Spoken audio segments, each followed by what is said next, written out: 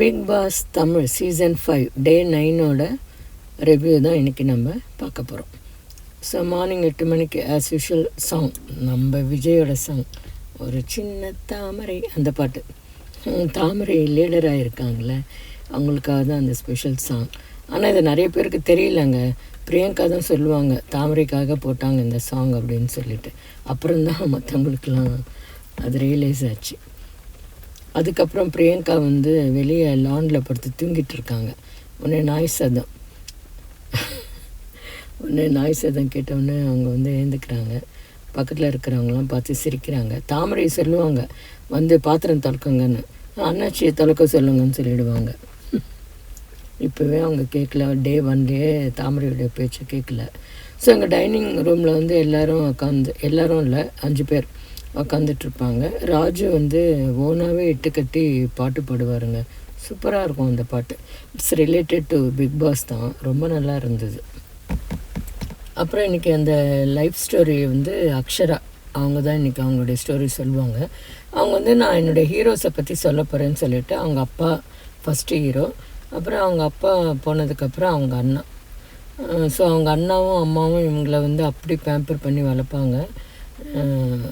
அதனால் எனக்கு கஷ்டமே தெரியாது அப்படிலாம் சொல்லுவாங்க. சொல்லிவிட்டு நிறைய பேர் லைக்கும் கொடுப்பாங்க, டிஸ்லைக்கும் கொடுப்பாங்க. எல்லோரும் ராஜு தான் என்ன கொடுக்குறாருன்னு பார்ப்பாங்க. ஏன்னா ராஜு ஒவ்வொரு வாட்டி கொடுக்கும்போதும் டிஸ்லைக் கொடுக்கும்போதும் எக்ஸ்பிளைன் பண்ணுவார் இல்லையா, அந்த எக்ஸ்ப்ளனேஷனுக்காகவே எல்லோரும் வெயிட் பண்ணிகிட்ருப்பாங்க. ஆனால் இன்றைக்கி ராஜு அக்ஷராவுக்கு லைக் கொடுத்தாரு. ஒன்று பிரியங்கா ஆர்கியூ பண்ணுவாங்க.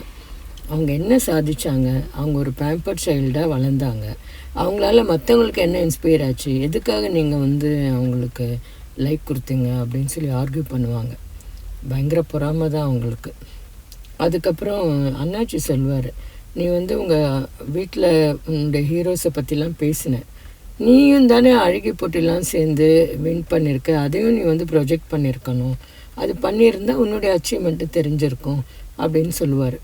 இவங்க இவங்கள ப்ரொஜெக்ட் பண்ணிக்காமல் அவங்க ஃபேமிலியை ப்ரொஜெக்ட் பண்ணாங்க, அவ்வளோதான்.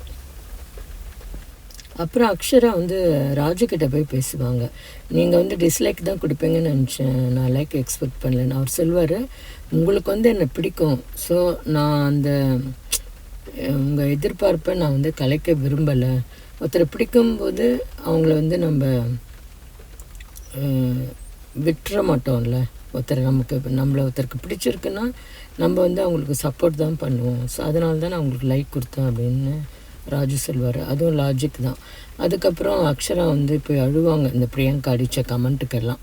அப்புறம் அண்ணாச்சி ராஜுக்கிட்ட பேசும்போது ராஜு சொல்வார், பிரியங்கா அட்டென்ஷனை சீக் பண்ண தான் இந்த மாதிரி பேசுகிறாங்க. ஏதோ ஒரு வாட்டி சொல்லுவாங்க, 20 வாட்டி அவங்க அதை சொல்கிறாங்கன்னா டெஃபினட்டாக அவங்க கேமராக்காக தான் சொல்கிறாங்க அப்படின்னு சொல்லிடுவார். அடுத்து பிரியங்கா பேசுவாங்க அவங்க லைஃப் ஜேர்னியை பற்றி. அவங்களும் சொல்லுவாங்க, எங்கள் அப்பாவுக்கு நான் ரொம்ப செல்லம் அப்படின்னு. அதேமாதிரி அவங்க அப்பாவும் ட்ரெயினில் வந்துட்டுருக்கும்போது ஹார்ட் அட்டாக் இறந்துருவார். அவங்க அம்மாவும் அவங்க தம்பியும் இப்போ எடுத்துகிட்டு வருவாங்களாம் பாடியை. யாருமே ஹெல்ப்பே பண்ண மாட்டாங்க, அதை சொல்லி ஃபீல் பண்ணாங்க. அதுக்கப்புறம் நான் அப்படியே இம்ப்ரூவ் ஆகி நான் இப்போ சம்பாதிக்க ஆரம்பிச்சிட்டேன். நான் ஒவ்வொரு வாட்டியும் நான் சம்பளம் வாங்கும்போது எங்கள் அம்மாட்ட தான் கொடுப்பேன். அவங்க கையில் இருந்து தான் நான் செலவுக்கு வாங்கிப்பேன், அதில் எனக்கு ஒரு திருப்தி அப்படிங்கிற மாதிரி சொல்லுவாங்க. இவங்களுக்கு ராஜு டிஸ்லைக் தான் போடுவார். என்ன சொல்லுவார்னா, நீங்கள் அக்ஷராவுக்கு நான் லைக் போடும்போது அவங்களோட கதையால் உங்களுக்கு என்ன இன்ஸ்பயர் ஆச்சு, எதுக்காக லைக் கொடுத்தீங்கன்னு சொன்னீங்கல்ல, அதே மாதிரி தான் நீங்கள் என் அறிவு கண்ணை திறந்துட்டீங்க, உங்கள் கதையால் எனக்கு எதுவும் இன்ஸ்பயர் ஆகலை, அதனால் டிஸ்லைக் கொடுக்குறேன்னு சொல்லிடுவார். நிரூப் பிரியங்காவுடைய பெஸ்ட்டு ஃப்ரெண்டு. அவங்களுமே பிரியங்காவுக்கு டிஸ்லைக் தான் கொடுப்பாரு. அடுத்து சிபி பேசுவார். சிபி சொல்வார், நான் எங்கள் அப்பா என்னை பற்றி வளர்த்தாரு, வெரி ரிச் போல் இருக்குது, ஸோ கேட்டதெல்லாம் கிடைக்கும். அப்புறமா நான் என்ன பண்ணாலும் எங்கள் அப்பா அம்மா ஓகேன்னு வாங்க, கரெக்ட் கூட பண்ண மாட்டாங்க, நான் தப்பு பண்ணால் கூட அதான் கரெக்டுன்னு சொல்லுவாங்க, அந்த மாதிரிலாம் சொல்லுவார். அதுக்கப்புறம் எப்படியோ நான் சினியில் சான்ஸ் கிடச்சி மாஸ்டரில் கொஞ்சம் எல்லாருக்கும் தெரிகிற மாதிரி நான் வந்தேன். இதுதான் என்னுடைய ஸ்டோரின்னு ரொம்ப சிம்பிளாக முடிச்சிடுவார். அவருக்கும் ராஜு டிஸ்லைக் தான் கொடுப்பாரு. இந்த அபிஷேக் என்ன பண்ணுவார், நானும் ராஜுடைய மெத்தடை ஃபாலோ பண்ண போகிறேன். ராஜு வந்து என்ன கொடுக்குறாரு, அவர் என்ன எக்ஸ்ப்ளனேஷன் கொடுக்குறாரு அப்படின்னு சொல்லி எல்லோரும் வெயிட் பண்ணுறாங்களே, நானும் அந்த மாதிரி எக்ஸ்ப்ளனேஷன் கொடுத்து டிஸ்லைக் கொடுக்குறேன். ஸோ தட் நான் என்ன கொடுக்குறேன்னு எல்லோரும் வெயிட் பண்ணுவாங்களா ராஜு மாதிரி அப்படிங்கிறாரு காப்பி கேட். அபிஷேக் வந்து அவருடைய தனித்தன்மையால் மற்றவங்களை அட்ராக்ட் பண்ண தவிர ஒருத்தரை காப்பி அடித்து அதன் மூலமாக இம்ப்ரெஸ் பண்ணுறதெல்லாம் இந்த காலத்துக்கு உதவாது. அது கூட அவருக்கு தெரியல. எனிவேஸ் அதே மாதிரி பிரியங்கா வந்து டைரெக்டாக டாமினேட் பண்ணலைனாலும் எல்லோரும் அவங்கக்கிட்ட வரணும், எல்லாருக்கும் அவங்கள பிடிக்கணும், தான் சொல்கிறத கேட்கணும் அப்படின்னு இன்டைரக்டாக டெஃபினட்டாக அவங்கக்கிட்ட இருக்குது. அது அவங்க வந்து கொஞ்சம் கன்னிங்காக இம்ப்ளிமெண்ட்டும் பண்ணுறாங்க. போக போக எல்லாருக்கும் தெரியும்.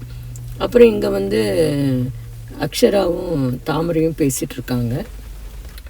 அக்ஷரா சொல்கிறாங்க, நான் உங்களோட க்ளோஸாக தான் பேசிகிட்டு இருந்தேன், பட் சில விஷயங்கள் நீங்கள் நடிக்கிறீங்களோ அப்படின்னு தோணுது. ஃபார் எக்ஸாம்பிள், உங்கள் ஐப்ரோ பென்சிலை நீங்கள் தெரியாதுன்னு சொன்னீங்க, நீங்கள் நாடகத்தில் நடிக்கும்போது மேக்கப் போடுவீங்க தானேன்னு கேட்டாங்க. உடனே அதுக்கு தாமரை சொல்கிறாங்க, நாங்கள் போடுவோங்க, ஆனால் நிஜமாகவே எனக்கு ஐப்ரோ பென்சில் தெரியாது, நாங்கள் மை தான் யூஸ் பண்ணுவோம் அப்படின்னு சொல்கிறாங்க.